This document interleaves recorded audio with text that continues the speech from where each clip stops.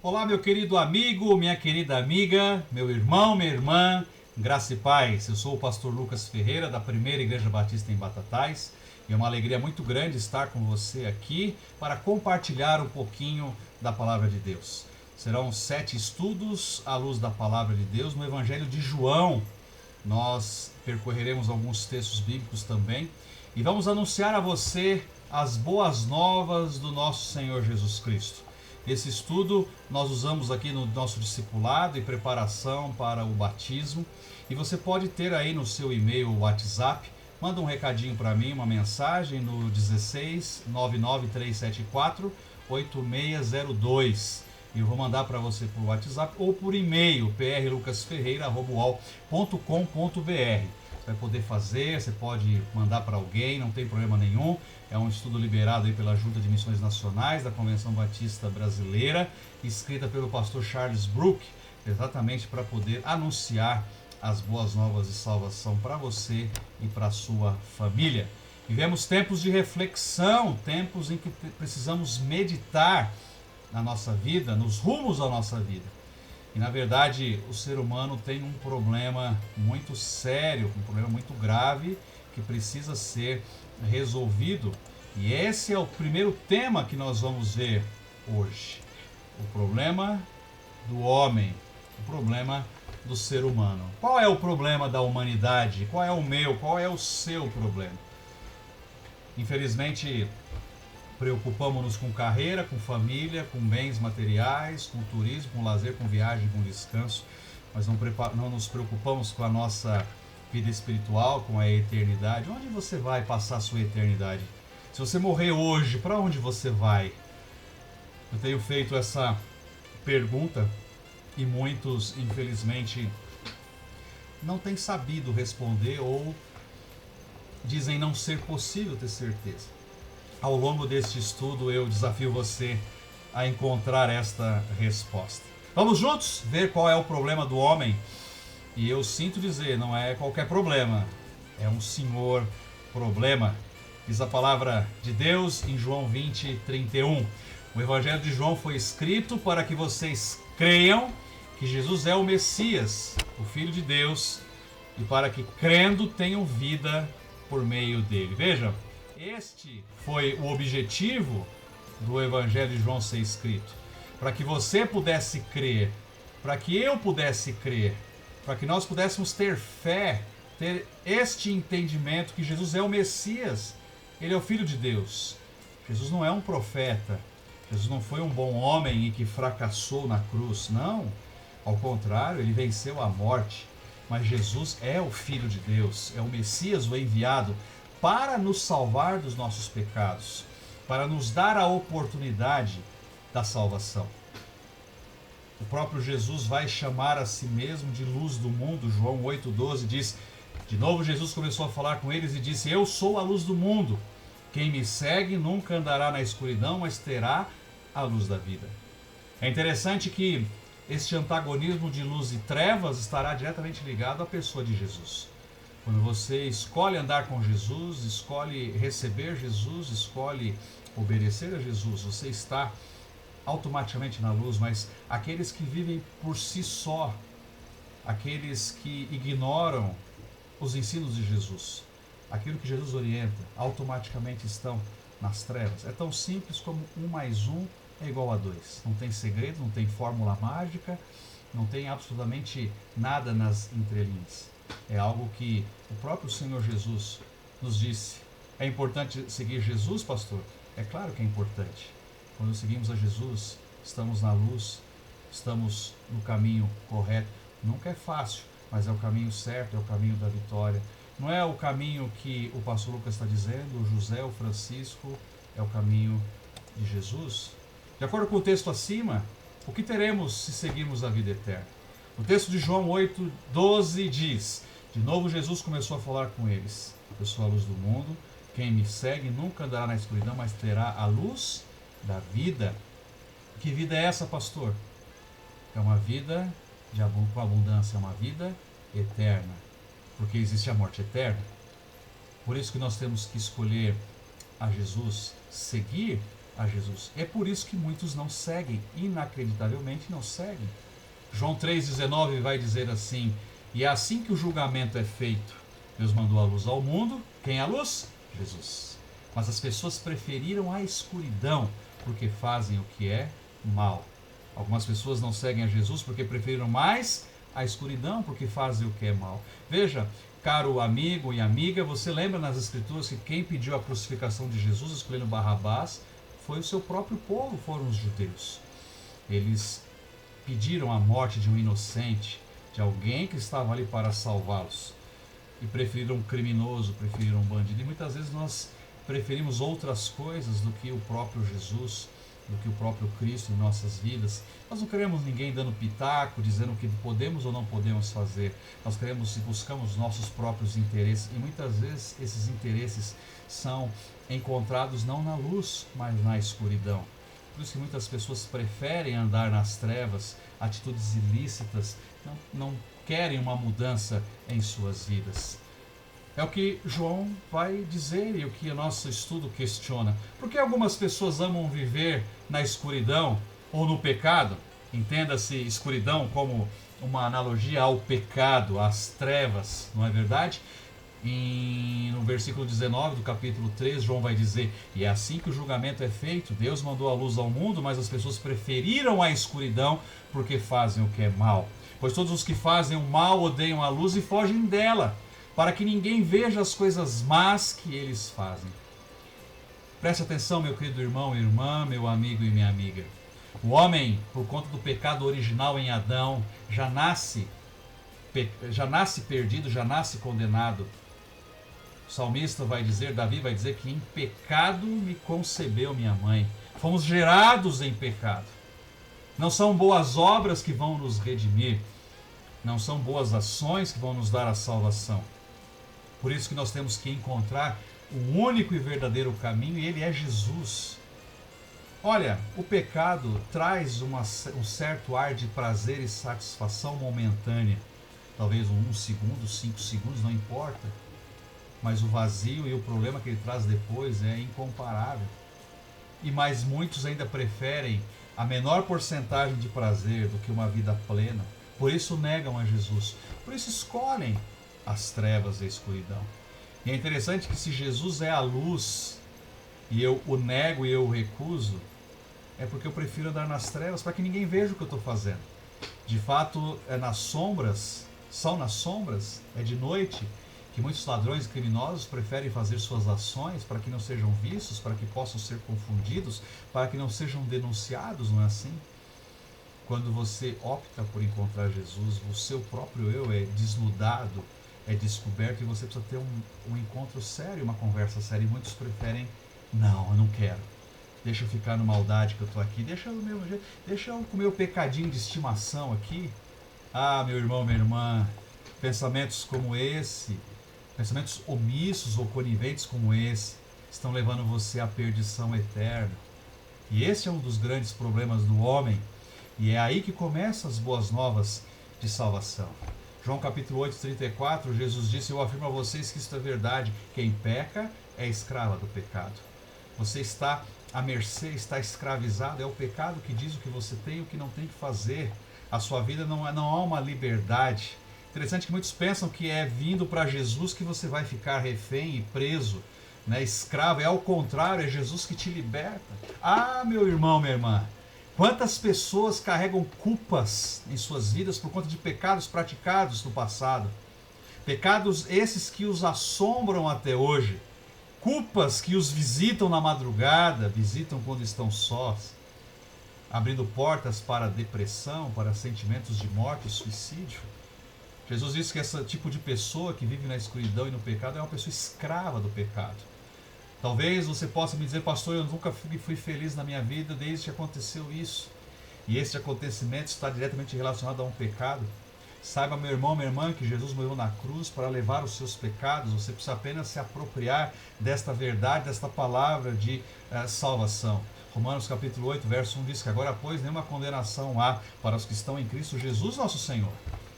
O apóstolo João ainda vai dizer, registrar as palavras de Jesus: a pessoa que é de Deus escuta as palavras de Deus, Vocês não escutam as palavras de Deus porque vocês não são dele.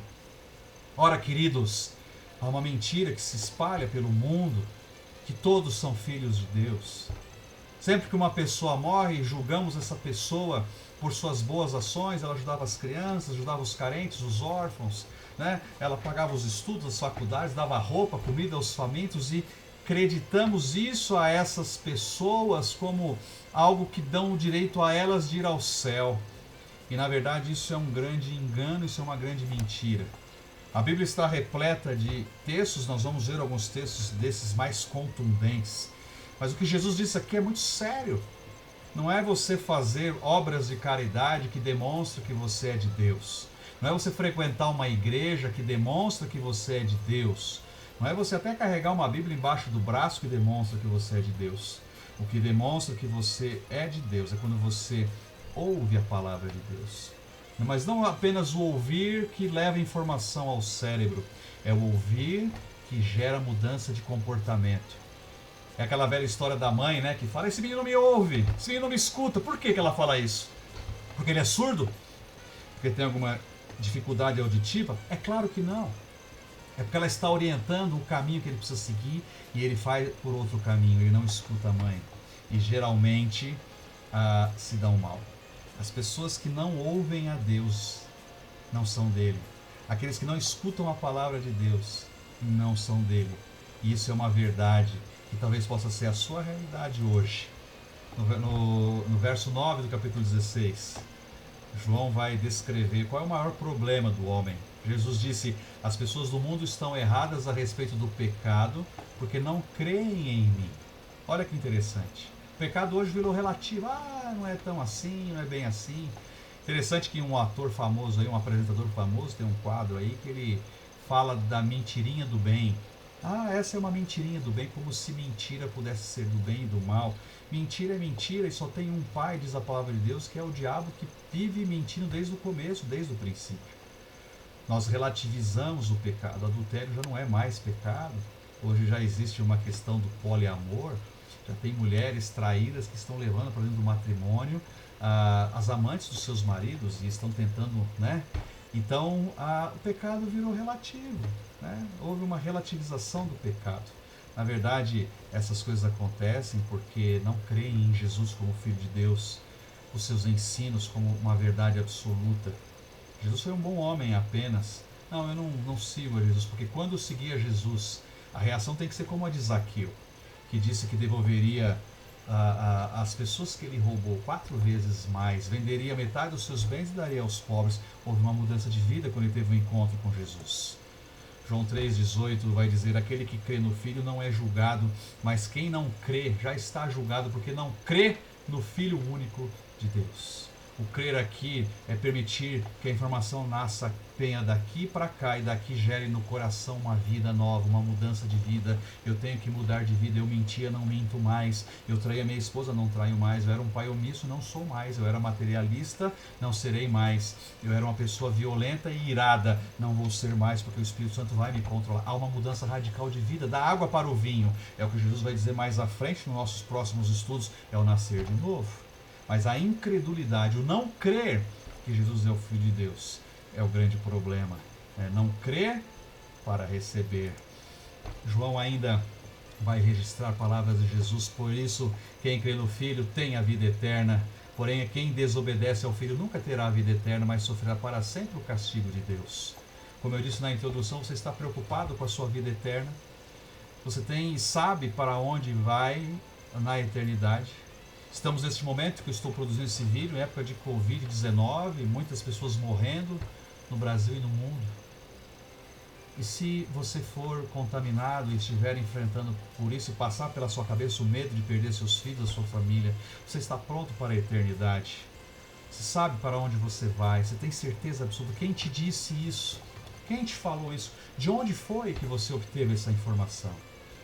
Porque só existem 2 caminhos: ou é o céu com Deus, com Jesus, e o inferno, a perdição eterna, onde o castigo e a ira de Deus será manifesto. Pastor, Deus é capaz de castigar? Meu irmão, minha irmã, é capaz sim. A ira santa de Deus por conta do pecado e da humanidade, que assim como Noé, nos dias de Noé, se recusou a acreditar em Deus, rejeitou a Deus como rejeitam e tem rejeitado a Jesus como seu filho. Noé anunciou o dilúvio como juízo e ira de Deus. Ali era um prenúncio dos tempos que ainda virão. E aquela multidão, aquela população, aqueles habitantes, aquelas pessoas riram de Noé. Casaram-se, formaram os filhos, formaram família, enterraram seus mortos, comemoraram aniversário.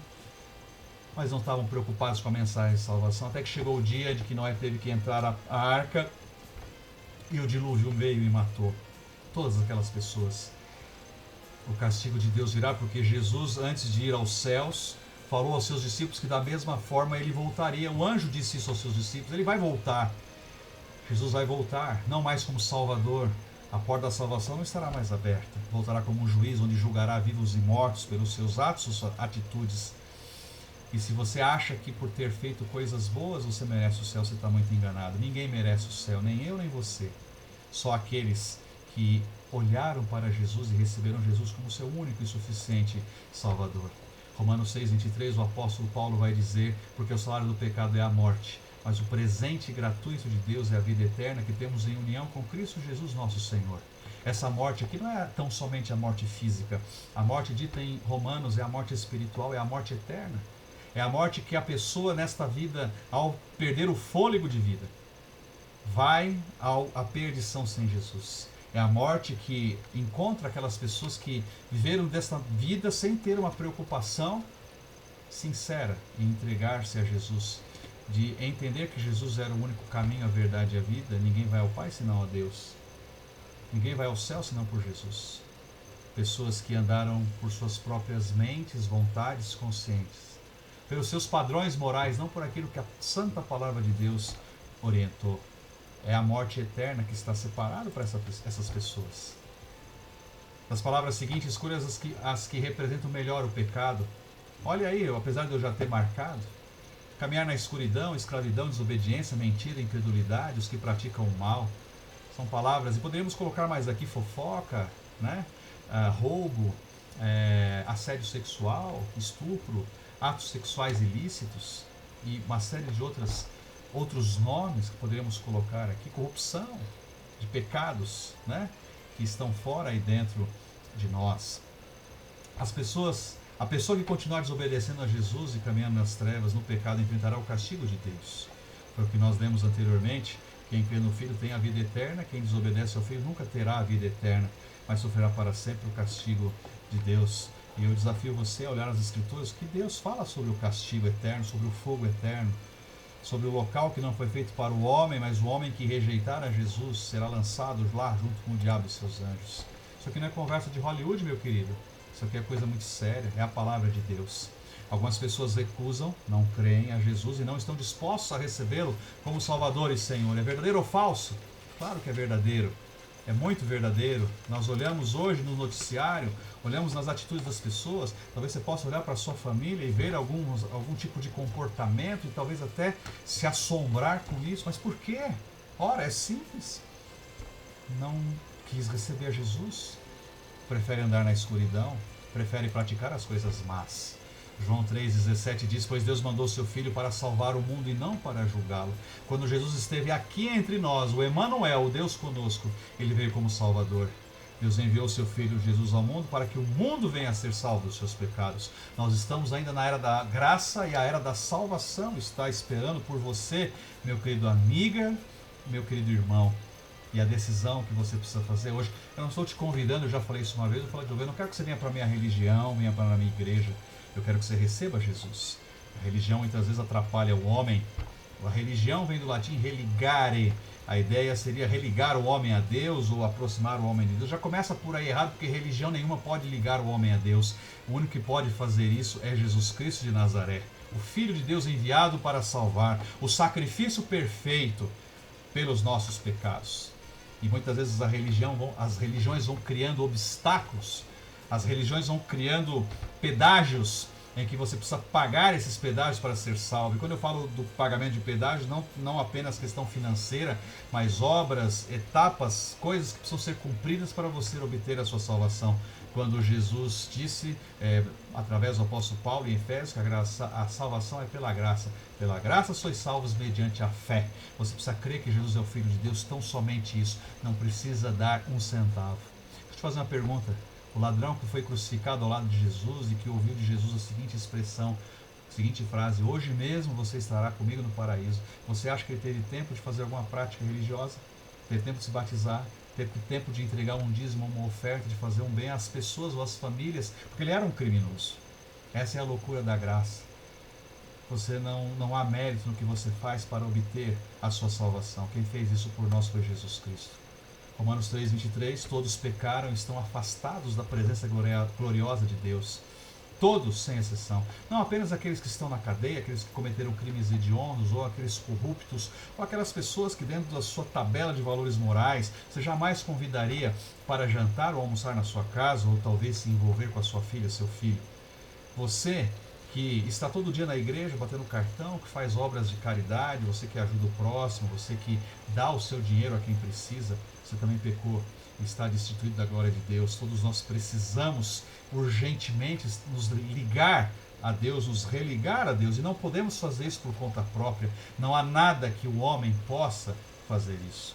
Esta é a pergunta do ponto 17 da nossa lição. Por que o mundo precisa de um Salvador? Porque nós estamos afastados, nós estamos destituídos, nós estamos separados, nós estamos perdidos. A humanidade, meu querido ouvinte, está perdida. Ela precisa desesperadamente de um Salvador. E a salvação bate à sua porta hoje. Se você está ouvindo esta lição, já caminhamos para o final. De acordo com os versículos bíblicos anteriores, qual é o pecado mais sério do homem? É o pecado da incredulidade.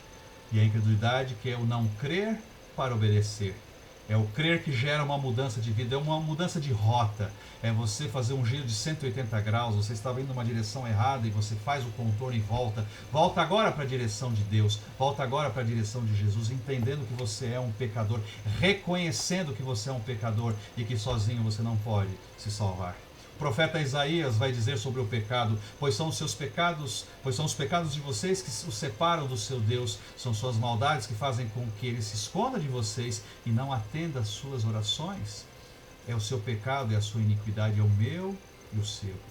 E eu lhe pergunto, os seus pecados, querido ouvinte, meu querido irmão e irmã, já foram perdoados por Jesus? Foram? Como você sabe disso? O que você fez para você ter essa certeza? Porque nesse momento nós estamos estudando sobre os problemas do homem. Nós ainda temos 6 lições e eu quero convidar você a estar comigo nas próximas. Nós vamos apresentar a solução e qual é a resposta do homem. O que você precisa fazer para poder receber esta salvação? No Novo Testamento lemos: antigamente, por terem desobedecido a Deus e por terem cometido pecados, vocês estavam espiritualmente mortos. Naquele tempo vocês seguiam o mau caminho deste mundo e faziam a vontade daquele que governa os poderes espirituais do espaço, o Espírito que agora controla os que desobedecem a Deus. De fato, todos nós éramos como eles e vivíamos de acordo com a nossa natureza humana, fazendo o que o nosso corpo e a nossa mente queriam. Assim, porque somos seres humanos como os outros, nós também estávamos destinados a sofrer o castigo de Deus. Aqui um pouquinho do resumo do que eu já falei anteriormente. Agora a palavra de Deus. Eu quero só abrir um parênteses. Todo mundo hoje tem acesso a uma Bíblia, quer por telefone ou talvez na sua própria casa. Tudo que eu estou colocando aqui é a palavra de Deus. A gente só por uma questão de didática colocou aqui para ficar mais fácil, mas eu desafio você, abra a sua Bíblia. Né? Os queridos católicos têm a Bíblia Católica de Jerusalém, eu tenho uma aqui comigo, gosto muito de ler ela. Abre lá, lê lá na sua Bíblia, né? Os Testemunhos de Jeová têm a Bíblia dela também. Abre lá, pode ler na sua Bíblia, os Espíritas, né? Desde que seja a Bíblia Sagrada e as palavras de Nosso Senhor, você vai encontrar exatamente isso aqui. No caso, palavras do apóstolo Paulo, inspirado pelo Espírito Santo de Deus. O Espírito que agora controla os que desobedecem a Deus. É uma questão maligna, uma coisa espiritual.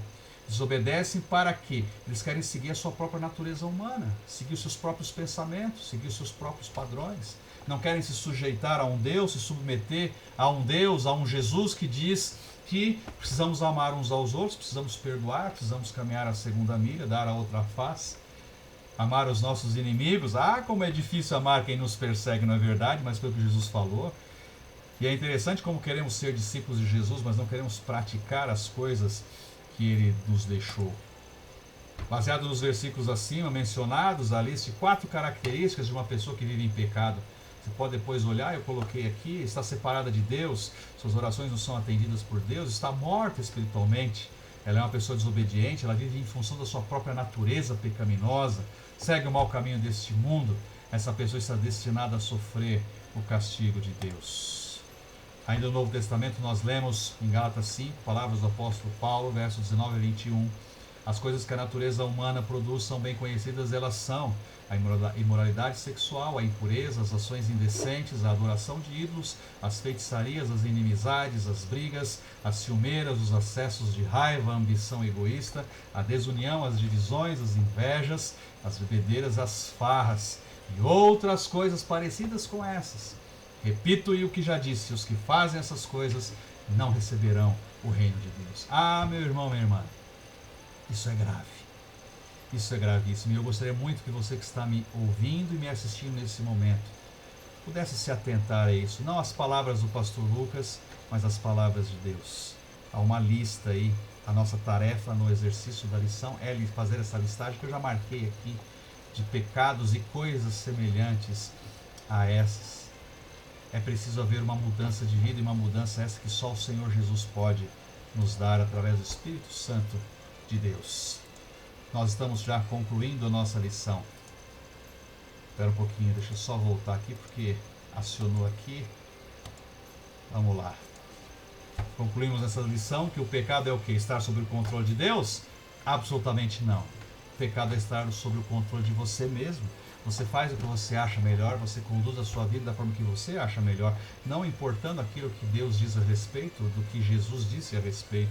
Você é o Senhor da sua vida, você é o Senhor dos seus atos, você determina os seus padrões morais, os valores que você precisa seguir. Jesus descreve o homem que controla a sua própria vida. Vejam palavras do Senhor Jesus. Então, Jesus contou a seguinte parábola: as terras de um homem rico deram uma grande colheita. Então ele começou a pensar: eu não tenho lugar para guardar toda esta colheita. O que é que vou fazer? Ah, já sei. Direi para si mesmo: vou derrubar os meus depósitos de cereais e construir outros maiores ainda. Neles guardarei todas as minhas colheitas, junto com tudo o que tenho. Então direi a mim mesmo: homem feliz, você tem tudo de bom que precisa para muitos anos, agora descanse, coma, beba, alegre-se. Mas Deus lhe disse: seu tolo, esta noite você vai morrer. Aí quem ficará com tudo o que você guardou? Palavras de Jesus descritas no livro de Lucas, capítulo 12, versos 16 a 21. E Jesus conclui: isso é o que acontece com aqueles que juntam riquezas para si mesmo, mas para Deus não são ricos. Qual é a verdadeira riqueza para Deus? Jesus vai dizer no Sermão da Montanha que onde estiver o teu tesouro, aí estará o teu coração. Sua preocupação é num carro zero, é no status social, diplomas, um bom emprego. Sua preocupação é viajar pelo mundo, é o prazer da carne, é o clube, é ostentar bens.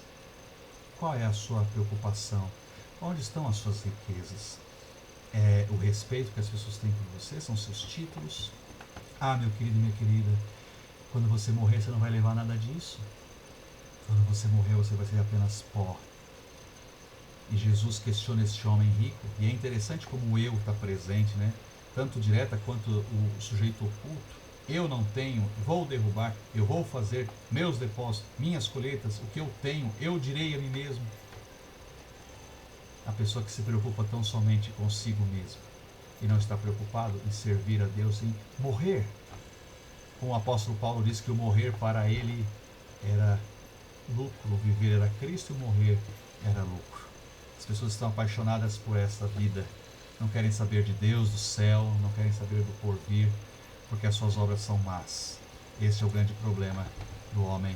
Mas há boas novas para você.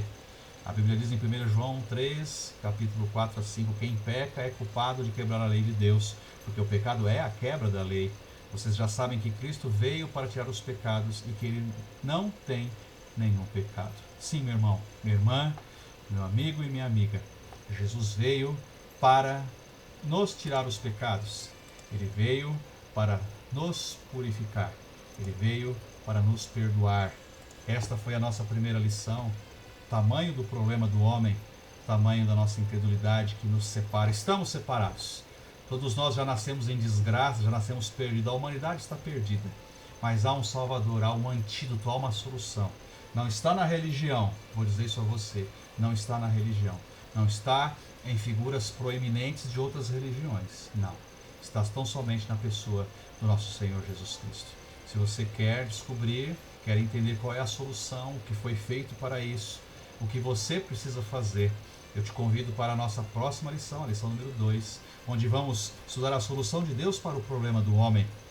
Convido você a caminhar comigo, convido você a andarmos juntos. Se você quiser essa lição, aí estão os meus contatos, meu e-mail, meu telefone. Que Deus abençoe sua vida ricamente e que você possa guardar essas verdades da palavra de Deus com você. Até a próxima lição. Fica na paz. Deus te abençoe.